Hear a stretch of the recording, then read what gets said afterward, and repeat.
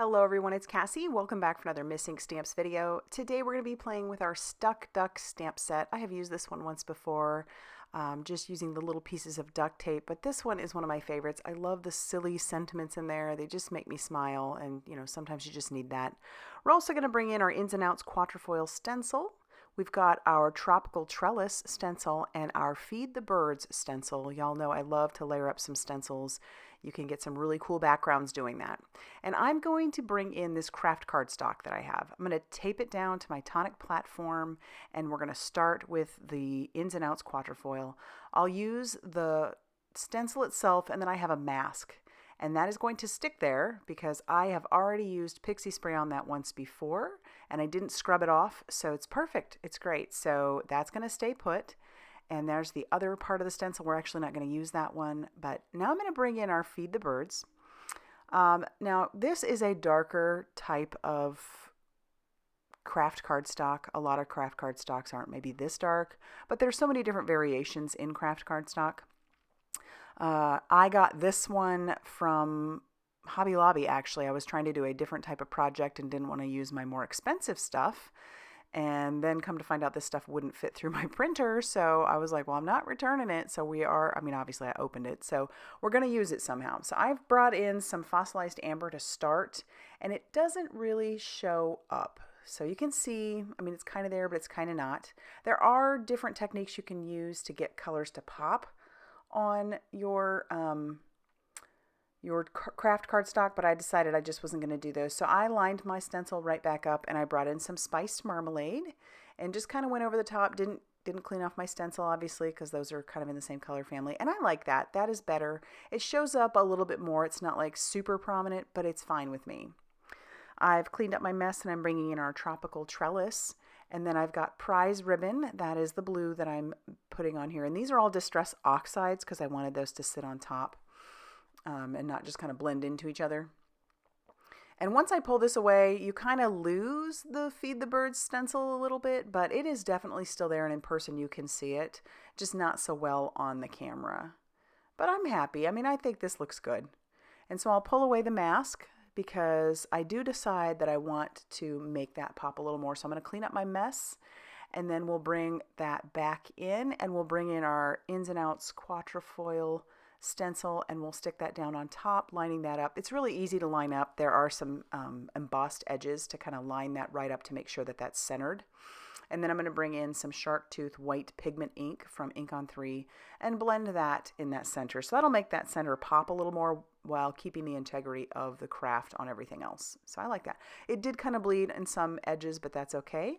We're going to do my favorite technique, which is to splatter. So I brought in a silver and a little bit of water. We're going to splatter that all over the background. I just love splatter for so many reasons, but it also kind of covers up some mistakes, or at least takes your eyes away from some of those mistakes that maybe you made.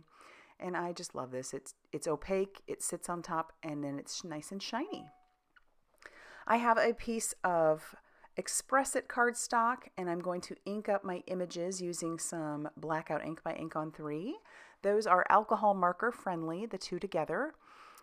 The Express It is nice and smooth and crisp white, and then the Blackout just works really well with, it doesn't bleed when you're using alcohol markers. So I'll also stamp out my sentiments while we're here. Might as well, right? That one that says life status, currently holding it together with duct tape. Kind of the story of my life right now, but it is okay. And then I stamp out the other one. What do you mean you can't fix this with duct tape? So what I typically do when I am coloring with alcohol markers is I will start with a lighter color. There's a couple reasons for that. You can build up your color that way. But also sometimes I'm not sure how dark I want to go. So I'll start with that lighter color, and that'll help me to decide whether or not I like it that dark or if I'd like to go a little darker. And in this case, I did want to go a little darker. And these were the Cool Grace. That first one was CG1. This is CG3. I decided I needed this to be a little bit darker than what it was. So we're going to go ahead and color all of that with our CG3.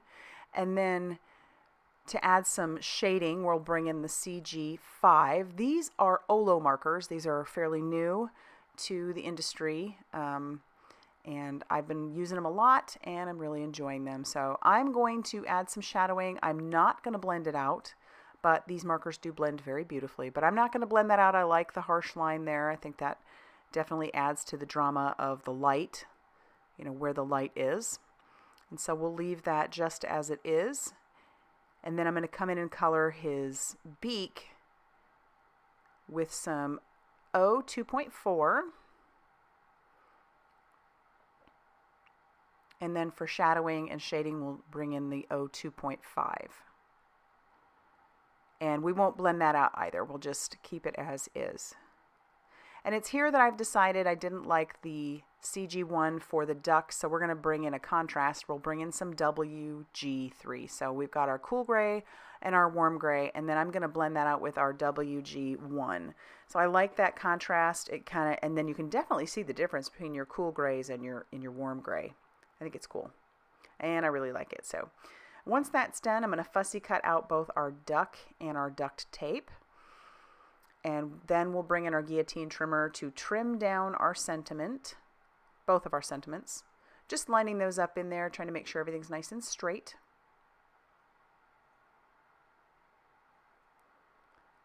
And do the same thing with this one as well. This one's going to go on the inside. And you could just stamp right on the inside, but I wanted the contrast of the white. And so I'll just trim those down. And then we can bring in our card base, which is some more of that Kraft Cardstock. And I actually really like the quality of this one. It's not super heavyweight, but it is not super lightweight either. I think it might be an 80-pound. And I think it's from Paper Studio there at Hobby Lobby. So really like it. We'll use some liquid glue to attach down our panel to our card base. And then I'll do the same thing with the inside of the card. We'll just grab that sentiment. And yes, that's the cats running around. They're chasing each other. What do you mean duct tape won't fix it? And then our little stack of duct tape, we'll stick that there. And then I decided to bring in some foam squares for our duck and our sentiment, so I'll put that all over the back. Take off that release paper, we can stick our duck down kind of in the center. Do the same thing with our sentiment, and then we can, I'm eyeballing it, but you could bring in like a T-ruler. That would really help to make sure that you don't screw it up. But we're happy. I'm good with this. I think it worked out well. I'm going to leave it as is, no embellishments, and that is going to finish off our card for today. So if you like this video, be sure to hit that like button. Definitely consider subscribing if you haven't already done so. And be sure to check out all that Missing Stamps has going on over on their blog, Facebook page, and Instagram for more crafty inspiration. Thanks for stopping by, and I hope you have a great day.